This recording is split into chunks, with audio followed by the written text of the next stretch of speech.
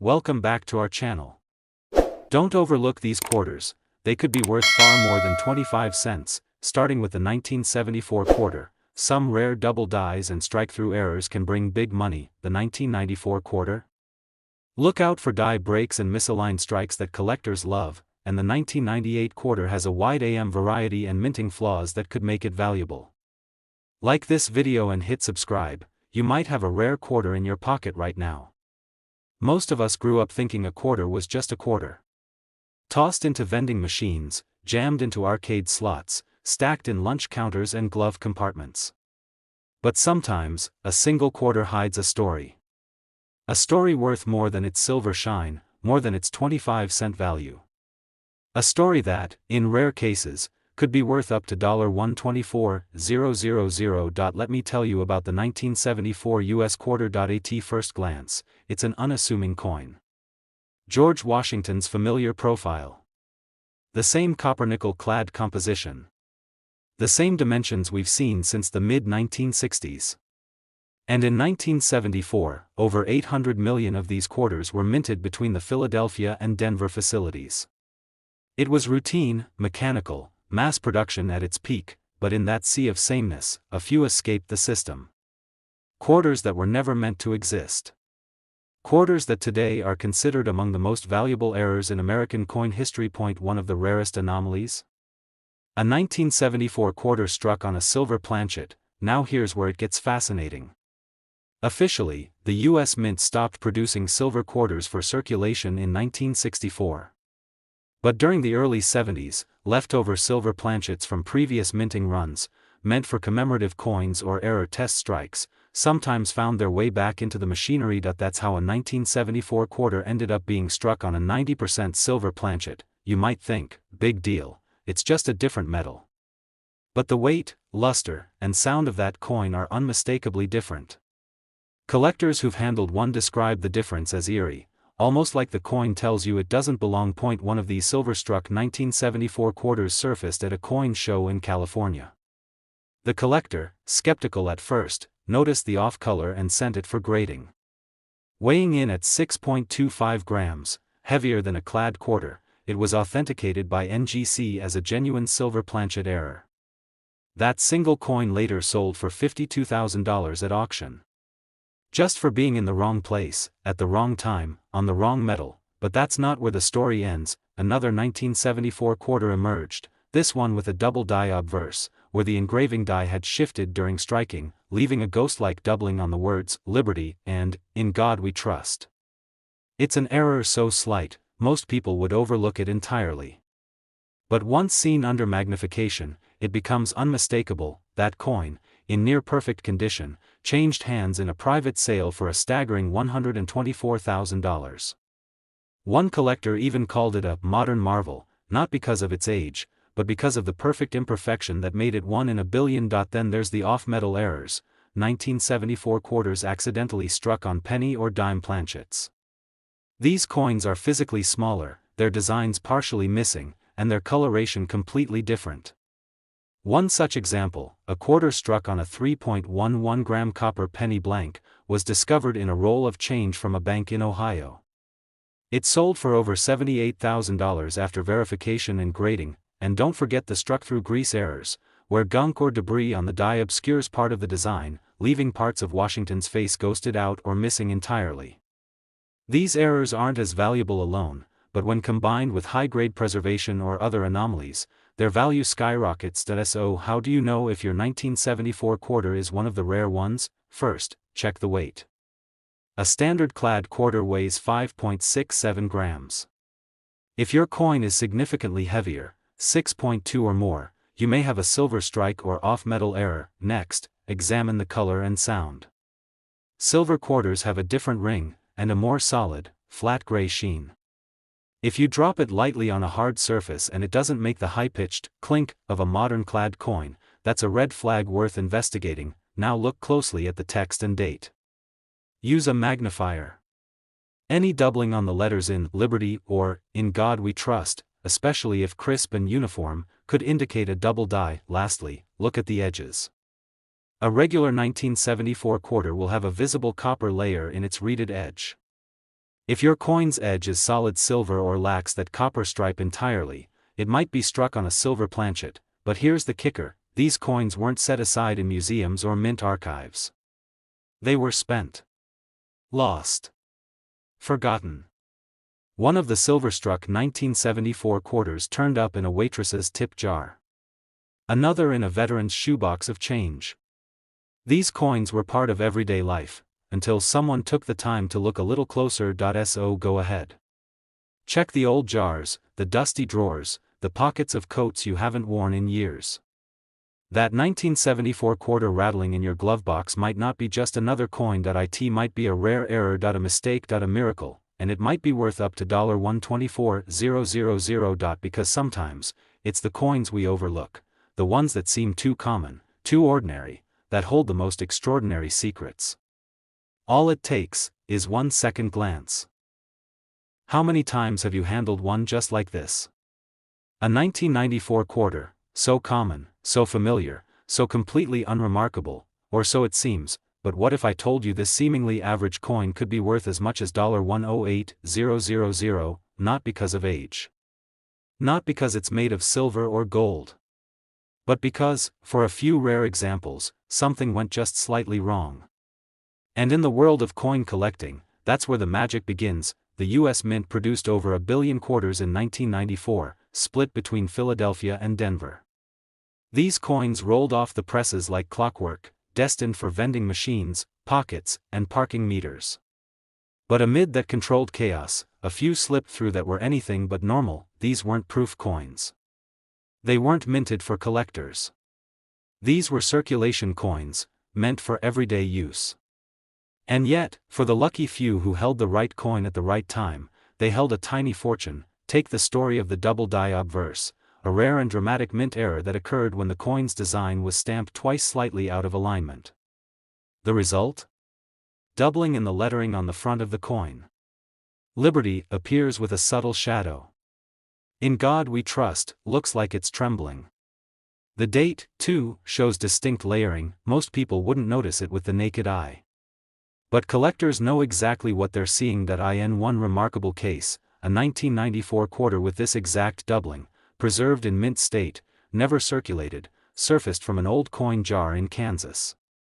Sent to PCGS, it received a grade of MS-67 with a confirmed double die obverse. That coin, humble in appearance but extraordinary in rarity, sold at auction $4.44,000. And that wasn't even the most dramatic find. Another 1994 quarter turned up in a collection inherited from a grandfather who had worked near a regional mint facility. This one was unlike anything experts had seen. It wasn't just doubled, it had been struck on the wrong metal entirely. Instead of the standard copper-nickel clad, it was struck on a foreign alloy planchet, possibly meant for a coin from South America. The color was slightly off. The weight was under 5 grams. But the detail was perfect. That coin went through multiple rounds of authentication and was finally confirmed as a transitional planchet error, one of the rarest types known to collectors. It sold privately to a high-end numismatist in New York for a jaw-dropping $108,000. And yet, these kinds of coins still turn up in the wild. At yard sales. In estate boxes. At the bottom of old coin jars. Because they weren't meant to be rare. They were accidents, flukes of machinery, timing, and oversight. There's more. Some 1994 quarters have shown up with off-center strikes, where the coin is stamped improperly so that part of the design is missing or skewed. These mistakes are visually dramatic and instantly intriguing to collectors. A near-perfect 20% off-center 1994 quarter, found in circulation in Oregon, was graded and auctioned $4.62,000. So how do you find one? Start by looking at the date. If it's 1994, don't overlook it. Examine the obverse under a magnifying glass or coin loop. 10x magnification is ideal. Look for doubling in the lettering or the date. If anything looks blurred, ghosted, or offset, set it aside immediately. Next, weigh the coin. A standard 1994 quarter should weigh 5.67 grams. If yours is significantly lighter or heavier, it could be struck on the wrong planchet. Those off-metal strikes are among the most sought-after errors in the hobby. then examine the edges. The standard clad quarter has a reeded edge with a visible copper core. But if your coin has a solid silver edge, or a completely different tone, you may have something truly unusual. Finally, check for off-center strikes. A small amount of off-centering isn't rare. But once you cross into 10% or more, with clean edges and visible dates, you may be holding something collectors will pay dearly for. Whatever you do, don't clean the coin. Don't polish it. Don't try to make it shine. You could erase the very features that make it valuable. Instead, place it in a soft flip or non-PVC holder and get it evaluated by a professional grading service like PCGS or NGC. The most astonishing thing about the 1994 quarter is that it isn't rare, until it is. And that's the thrill. Because somewhere, in an old cup holder or under a couch cushion, one of these rare treasures might still be hiding. The difference between 25 cents and $108,000 isn't flashy. It's not obvious. It's quiet. Subtle. A twist of fate in the minting process that turns the ordinary into the extraordinary. So the next time a 1994 quarter lands in your hand, don't just spend it, turn it over. Take a closer look, because one small oversight from the US Mint might just become your once-in-a-lifetime discovery. It's been passed along, unnoticed, 1,000 times. Through vending machines, parking meters, lunch lines, pockets, purses, forgotten drawers. A 1998 US quarter, just another piece of pocket change, right? But sometimes, buried in the ordinary, is something truly remarkable. Because a few of these coins, struck in 1998, weren't quite what they were supposed to be. And today, they're worth not 25 cents, but as much as $98,000. This is the incredible story of a modern coin that shouldn't be rare, and yet, under the right circumstances, becomes a once-in-a-generation discovery. In 1998, the US Mint was in full swing, producing over 1.7 billion quarters. The economy was thriving. The internet was changing the world. Nobody thought twice about coins. They were everyday tools, useful, unremarkable, temporary, but among the billions minted, a few carried a secret. One such coin was discovered not in a coin shop or a collector's album, but in a grocery store till in Colorado. It felt heavier than usual. Looked brighter. It rang with a different tone. The cashier set it aside without thinking much of it, only later realizing it looked off. She sent it in for grading. And what experts found stunned the numismatic community. It was a transitional error, a 1998 quarter struck on a leftover silver planchet, likely from a commemorative run or a blank that somehow slipped through quality control. It weighed more than it should. And it had no copper edge. That single coin sold at auction $4.34000. And then, another surfaced, this time with a twist. A 1998 quarter, struck on the wrong planchet again, but with another startling error layered on top, a double die obverse. The words, "Liberty" and "In God We Trust," showed clear, doubled impressions. The date too was slightly shadowed, proof of a die strike gone wrong. That coin, discovered in an inherited collection and graded MS-66, was quietly sold through a high-end coin dealer for an unbelievable $98,000. But perhaps the most famous 1998 quarter error is one that's part mystery, part masterpiece, a coin known to collectors simply as the full talon claw. It's a bizarre die gouge error on the reverse where the eagle's claw appears elongated, sharp, almost menacing. No one knows exactly how the gouge formed. But it's become a cult favorite in the coin community. A nearly uncirculated example with the full talon claw error and minor doubling on the obverse fetched over $71,000 after a fierce bidding war at a major coin show in Florida. So how do these coins happen? Mint errors like this are rare, but not impossible. Transitional planchets, double strikes, off-metal blanks, and die deterioration all stem from the same thing: human systems trying to move too fast. In 1998, as the Mint prepared for the release of the 50-state quarters program in 1999, the machinery was under immense pressure. And that's when the mistakes crept in. Not many survived. Fewer still were noticed. But those that were, are now some of the most sought-after coins of the modern era. and they might still be out there. If you have a 1998 quarter, look closely. Start by checking the weight. A standard clad quarter weighs 5.67 grams.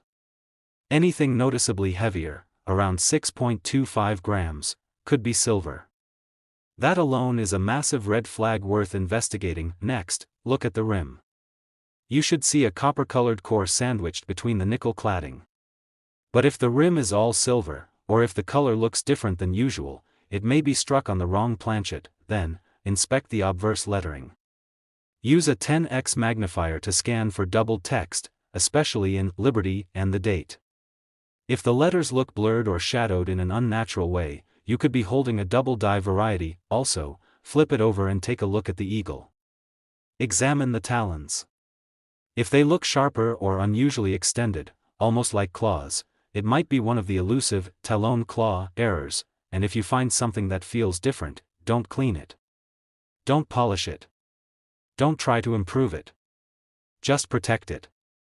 Place it in a soft holder and send it to a trusted grading service like NGC or PCGS. Let the professionals determine what you really have, because what looks like an ordinary 1998 quarter could very well be your ticket to $98000. That's the magic of coin collecting. Not in finding something ancient or gold-plated, but in spotting the quiet miracles minted into the everyday. The secret's hiding in plain sight, the kind of coin that's been passed over for decades. The kind that whispers instead of shouts.